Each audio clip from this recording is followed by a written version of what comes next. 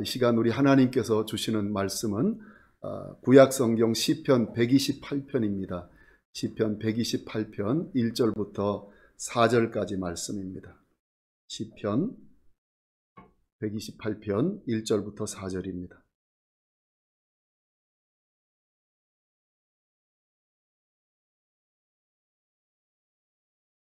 제가 읽겠습니다. 여호와를 경외하며 그의 길을 걷는 자마다 복이 있도다. 내가 내 손이 수고한 대로 먹을 것이라. 내가 복되고 형통하리로다. 내 집 안방에 있는 내 아내는 결실한 포도나무 같으며 내 식탁에 둘러 앉은 자식들은 어린 감람나무 같으리로다. 여호와를 경외하는 자는 이같이 복을 얻으리로다. 아멘. 오늘 아버지 날을 맞아서 우리 가정에 대해서 함께 좀 생각해 보려고 합니다. 20세기 중반에 미국의 사회학자였고 또 역사학자로 활동한 크리스토퍼 라쉬라는 사람이 있는데, 이 사람이 무자비한 세상 안의 피난처라는 책을 썼습니다. 이 책에서 그는 부부와 가정은 전통적으로 사회의 복잡한 구조에서 쉽지 않은 삶을 살아가야 하는 사람들에게 안락함과 평온과 보호의 공간이었다고 합니다. 피난처였다는 것입니다. 그런데 쉽지 않은 환경에서 일하고 살아가는 현대인들에게 시간이 지나가면서 가정의 풍토는 변화되어 갔다고 합니다. 안락과 회복 그리고 보호의 공간이 전통적인 가정의 풍토였는데, 이제 피난처였던 그 공간에 경쟁과 갈등이 들어오는 새로운 변화가 생겼다고 합니다. 그렇습니다. 가정이 회복과 평온, 안락, 보호의 역할을 했었는데 그것은 점점 약해지고 그 대신에 갈등과 스트레스를 받는 곳이 되어 갑니다. 로베르토 압달라라는 아르헨티나의 잘 알려진 정신과 의사가 있는데, 현대인의 가정이 이렇게 변화되어 간 데는 가족들과 함께 보내는 시간이 현저하게 줄어든 데도 이유가 있다고 합니다. 전통적인 가정의 풍토에는 하루를 보내면서 자연스럽게 가족들과 함께하는 시간이 많이 있었습니다. 그러나 사람들이 많은 활동을 하고 여러 가지 다양한 책임과 의무를 행해야 하고 경제적인 그런 어려움과 안정을 해결하는데 많은 시간을 보내야 하는 현대인들은 하루를 마치면서 피곤하고 지친 마음과 몸으로 그냥 가족을 잠시 만나게 되는 그런 삶을 살아갑니다.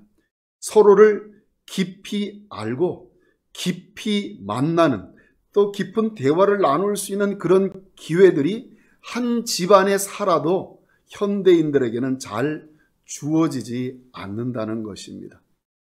그런데 이번에 코로나 바이러스 문제로 의무 격리를 해야 하면서 가족들과 함께 있는 시간이 굉장히 많아졌습니다. 갑자기 밖에 나갈 수가 없게 되고 집안에 의무적으로 있어야 하게 되었습니다. 날마다 반복되던 어떤 일상이 있었는데, 루틴이 있었는데 그것을 유지할 수가 없게 되었습니다. 가족이 하루 24시간 주 7일을 강제적으로 함께 있어야 하는 일이 벌어졌습니다. 많은 가정에게 이 변화는 큰 스트레스를 가지고 왔습니다. 이번 의무 격리로 전 세계적으로 이혼율이 많이 올라가고 있다고 합니다. 한 30% 정도 이상이 올라갔다고 하고, 프랑스에는 이번 격리가 끝나게 되면 10부부 중에 한 부부가 이혼하게 될 거라고 합니다.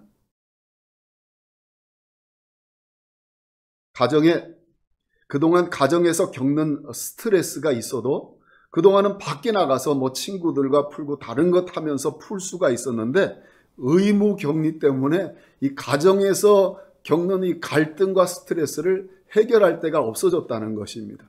가정이 안락함과 평온과 보호의 공간이 아니라 경쟁과 갈등, 스트레스를 받는 곳이 되었습니다.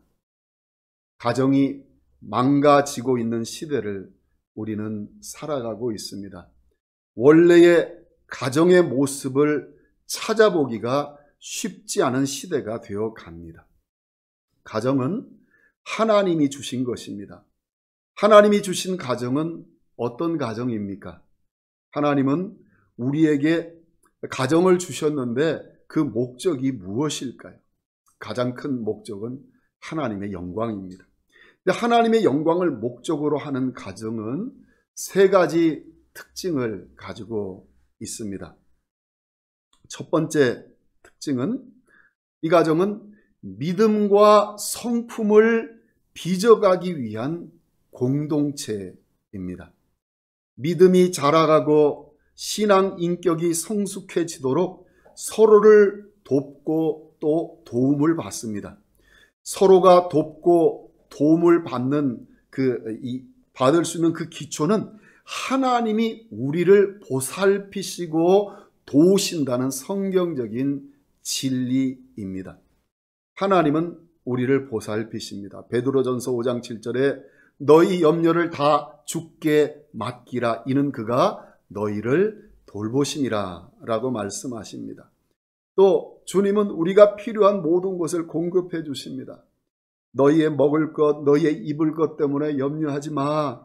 너희 하늘 아버지께서 그 모든 필요를 다 아셔라고 예수님은 마태복음에서 말씀하십니다.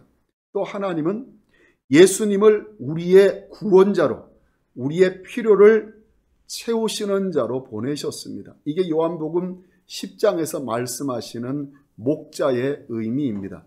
거기 11절에서 13절에 보면 나는 선한 목자라 선한 목자는 양들을 위하여 목숨을 버리거니와 삭구는 이리가 오는 것을 보면 양을 버리고 달아나나니 달아나는 것은 그가 삭군인 까닭에 양을 돌보지 아니함이라. 즉 선한 목자는 양을 돌본다는 것입니다. 예수님은 우리의 선한 목자이십니다. 예수님은 하늘로 올라가시기 전에 내가 너희와 세상 끝날까지 함께 하리라 하고 약속하셨습니다. 그래서 우리가 가정 안에서 서로 돕고 붙들어 주는 것이 실제로 우리의 믿음이 자라고 신앙 인격이 자라게 되는 것은 우리 자신에게 그 근원이 있는 것이 원인이 있는 것이 아니라 주님이 우리를 통해서 일하시기 때문에 그렇습니다. 가정은 그곳에서 우리의 믿음과 우리의 신앙 인격이 자라나는 곳입니다. 두 번째로 가정은 서로를 돕고 보살피는 사랑의 공동체입니다. 믿음과 인격이 자라가는 환경은 사랑의 관계입니다. 기쁠 때나 슬플 때나 평안할 때나 고난을 당할 때나 건강할 때나 병들었을 때나 함께하고 위로하며 격려하며 서로를 돕는 곳이 가정입니다. 가정은 사회의 여러 요구 앞에서 쉽지 않은 삶을 살아가야 하는 우리들에게 회복과 쉼 그리고 안락함과 보호의 공간입니다. 가정은 하나님의 사랑과 은혜를 눈에 보이는 부모, 자식, 형제들을 통해 경험합니다. 능력과 가치 그리고 갖춰진 조건과 자격을 따라 움직이는 비은혜의 세상에서 우리들이 살아가는데 하나님의 은혜와 무조건적인 사랑을 경험할 수 있는 곳이 가정입니다. 그래서 늘 밖에 있으면 돌아가고 싶은 곳이 가정이고 늘 떨어져 있으면 만나고 싶은 곳이 가족인 마음의 피난처 그리고 안식처가 가정입니다. 하나님이 우리에게 이렇게 아름다운 가정을 갖는 복을 주셨습니다. 세 번째로 세상을 섬기기 위한 공동체입니다. 사람의 행복은 예수님을 모시는 데서 시작이 되고 완성됩니다. 그래서 세상을 위한 가장 큰 섬김은 예수님을 모시게 하는 것입니다. 사람들의 이 행복을 위해 하나님은 이 땅에 우리의 삶을 복음의 확장과 연결시키셨습니다. 마태복음 28장 19절 20절에 너희는 가서 모든 민족을 제자로 삼아 아버지와 아들과 성령의 이름으로 세례를 베풀고 내가 너희에게 분부한 모든 것을 가르쳐 지키게 하라라고 하셨습니다. 그리스도인의 가정은 복을 저장하는 웅덩이가 아닙니다. 복을 흘러보내는 복의 시내입니다. 시냇물이 흐르는 곳에는 나무가 자라고 풀이 자랍니다. 열매를 맺습니다. 신자의 가정은 모든 생명과 모든 좋은 곳의 원천이신 주님께로부터 받은 은혜를 밖으로 흘려보내고 주님께로 받은 복을 밖으로 흘려보냅니다. 그 시내가 이르는 곳마다 복음이 역사하고 생명이 살아나는 일들이 이루어집니다. 참 신기한 영적 원리는 이렇게 은혜를 사용해서 흘러내보내면 보낼수록 더 풍성해진다는 것입니다. 밖으로 은혜를 흘려보내면 더 많은 은혜가 솟아난다는 것입니다. 주님이 우리에게 주신 가정은 이렇게 세 가지 특징을 가지고 있습니다. 믿음과 성품을 빚어가기 위한 공동체, 서로를 돕고 보살피는 사랑의 공동체, 세상을 섬기기 위한 공동체입니다. 그런데 이런 공동체로 가정이 이루어지는 데 있어서 반드시 있어야 하는 중요한 요소가 하나 있습니다. 오늘 이것을 함께 좀 살펴보면서 말씀을 마치려고 합니다. 그것은 피차 복종입니다. 서로에게 복종하는 것입니다. 에베소서는 5장과 6장에서 아내와 남편, 부모와 자녀, 상정과 종의 관계를 구체적으로 다루고 있습니다. 그런데 그 전체를 어우르는 그 영적 원리를 먼저 말해줍니다. 에베소서 5장 21절입니다. 거기 보면 그리스도를 경외함으로 피차 복종하라 라고 말씀하십니다. 이 말은 서로 사랑하라라는 것의 다른 표현이기도 합니다. 천국은 그리스도를 경외함으로 피차 복종하는 곳이라고 할 수 있습니다. 그리스도를 경외하는 생명이 심어졌으니 이제 피차 복종하는 열매를 맺을 수 있는 것입니다. 여기서 제일 중요한 관계가 부부관계입니다. 가정의 기본은 남편과 아내의 관계입니다. 이 관계는 부모와의 관계보다, 자녀와의 관계보다 항상 더 우선이고 중요시 되어야 합니다. 그런데 이 기본 질서부터가 무시될 때 가정의 행복은 금가기 시작합니다. 창세기 1장, 2장에서 부부로부터 가정은 시작됩니다. 부부관계를 뼈 중에 뼈요 살 중에 살의 관계라고 말씀합니다. 뗄래야 뗄 수 없는 관계로 처음부터 만드신 것입니다. 이것이 부부관계이고 질서입니다. 그리고 결혼은 남자가 부모를 떠나 그의 아내와 합하여 둘이 한 몸을 이루는 것입니다. 우리의 전통적인 유교 문화, 가부장 문화와 다른 것을 확실히 알아야 합니다. 부부가 한 몸이 된 기본 질서 위에 그 위에 부모 형제와의 관계도 그리고 자녀들과의 관계도 다시 세워져야 합니다. 부모는 자녀들이 결혼하면 남자가 부모를 떠나 아내와 합하여 한 몸이 되도록 해 주어야 합니다. 우리 한국 문화에서는 잘 떠나 보내지 못하는 경향이 있습니다. 그리고 이 중요한 가장 기본적인 관계인 이 부부 관계에서는 피차 복종해야 합니다. 이 말씀은 우리 한국의 전통적인 유교 사상과 정면으로 충돌하는 가르침입니다.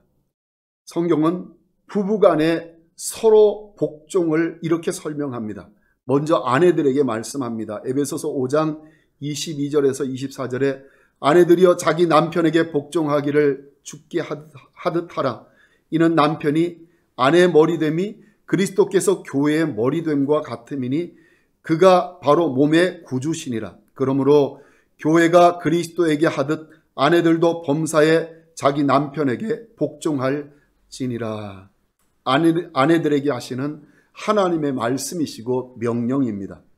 먼저 죽게 하듯, 교회가 그리스도에게 하듯, 이것이 없는 아내들은 남편에게 복종할 수가 없습니다. 그 마음에 주가 안 계신 분들은 서로 주가 되느라고 평생 동안 갈등과 반목을 일삼습니다. 또한 남편에게 복종하라는 명령은 아내에게 하시는 말씀이지 남편들에게 아내 잡는 데 써먹으라고 주시는 그런 말씀이 결코 아닙니다. 우리는 말씀을 거꾸로 받는 경향이 있습니다. 남편들은 또 어떻게 아내에게 복종해야 하는지를 성경은 자세히 명령합니다. 에베소서 5장 25절, 28절 보면 남편들아 아내 사랑하기를 그리스도께서 교회를 사랑하시고 그 교회를 위하여 자신을 주심같이 하라. 이와 같이 남편들도 자기 아내 사랑하기를 자기 자신과 같이 할지니 자기 아내를 사랑하는 자는 자기를 사랑하는 것이라 라고 말씀하십니다. 남편은 아내 사랑을 그리스도께서 교회를 위하여 자신을 주심같이 해야 합니다. 십자가에서 죽으심같이 해야 합니다. 목숨을 바쳐서 아내를 사랑해야 합니다. 남편은 목숨을 바쳤으니 아내의 복종을 가지고 시비할 생명이 더 이상 없는 사람입니다. 죽은 사람입니다. 자기 아내를 사랑하는 자는 자기를 사랑하는 것이라고 하십니다. 아내 사랑도 어렵고 남편 존경도 어렵지만 주를 경외하는 생명을 가진 사람들은 할 수 있습니다. 각자에게 주신 하나님의 명령을 순종하며 주를 경외함으로 피차 복종하노라면 어느새 우리의 가정은 천국이 되어 있을 것입니다. 이삭 암브로스라는 청교도는 남편과 아내는 가정에 그리스도의 영광스러운 나라를 힘이 있게 세우는 책임을 맡은 사람들이다 라고 했습니다. 부부가 이렇게 될 때 그들의 부모님들과 그들의 자녀들이 제일 좋아하고 행복을 누리게 될 것입니다. 부모 자녀 간에도 피차 복종해야 합니다. 먼저 자녀들에게 복종하는 방법을 명령하십니다. 자녀들아, 에베소서 6장 1절부터 3절입니다. 자녀들아, 주 안에서 너희 부모에게 순종하라. 이것이 옳으니라. 내 아버지와 어머니를 공경하라. 이것은 약속 있는 첫 계명이니 이로써 내가 잘되고 땅에서 장수하리라. 자녀가 잘되고 장수하는 비결이 부모에게 주 안에서 순종하는 것임을 자녀들은 명심해야 합니다. 다음에 부모가 복종하는 방법을 명령하십니다. 6장 4절에 아비들아 너희 자녀를 노엽게 하지 말고 오직 주의 교훈과 훈계로 양육하라 라고 명하십니다. 자기 성질대로 감정대로 자기 의를 가지고 자녀를 양육하지 말라는 것입니다. 자녀를 자기 소유물처럼 여기고 함부로 대해서 노엽게 하지 말라는 것입니다.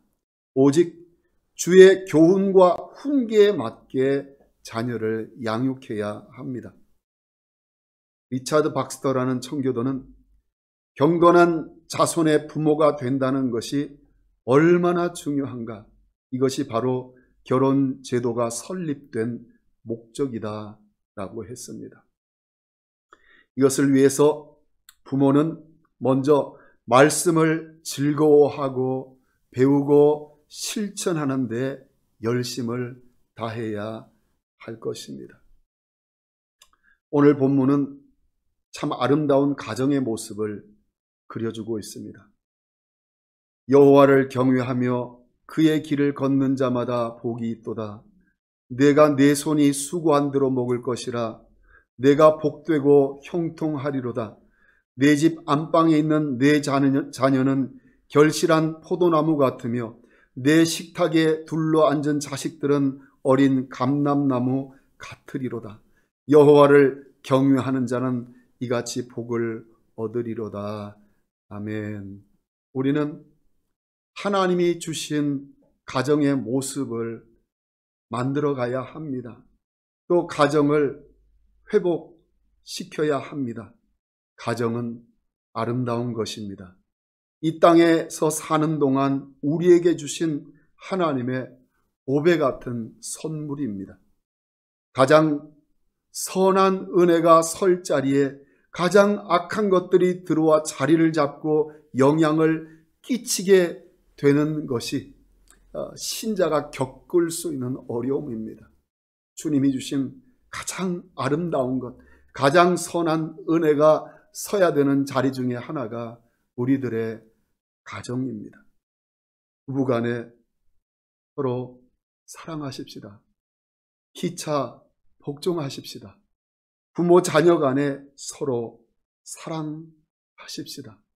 기차 서로 복종하는 부모 자녀들이 되십시다. 하나님께서 우리들의 이 노력에 은혜와 복을 부어주시기를 바랍니다. 하나님이 선물로 주신 가장 아름답고 가장 행복한 가정을 우리 한 사람 한 사람이 다 가질 수 있도록 또 누릴 수 있도록 하나님께서 복 주시기를 주님의 이름으로 축원드립니다. 기도하겠습니다. 살아계신 아버지 하나님 감사합니다. 우리들에게 가정을 주셔서 감사합니다.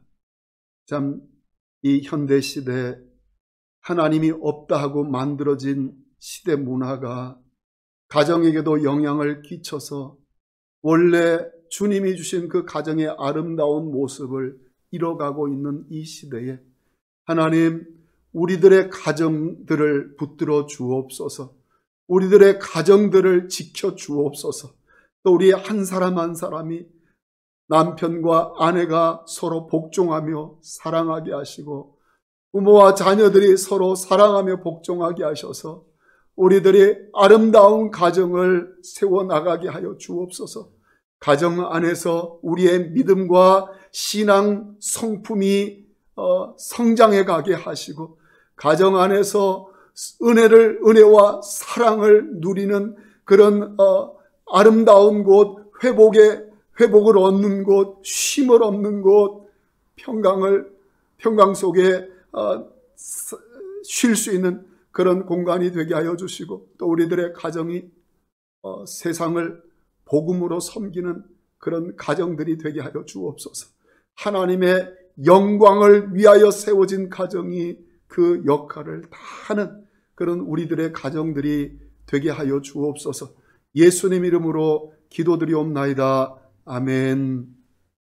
지금은 우리 구주 예수 그리스도의 은혜와 하나님 아버지의 그 크신 사랑과 성령의 감동, 감화, 교통, 충만한 역사가 하나님께서 주신 아름다운 가정을 누리고 또 회복하기를 소원하시고 다짐하시는 이 예배 참석하신 우리 모든 하나님의 자녀들 위에와 그들의 생애와 가정과 일터 위에 주님의 피값 주고 사신 우리 교회 위에 이제로부터 영원토록 함께 계실지어다. 아멘.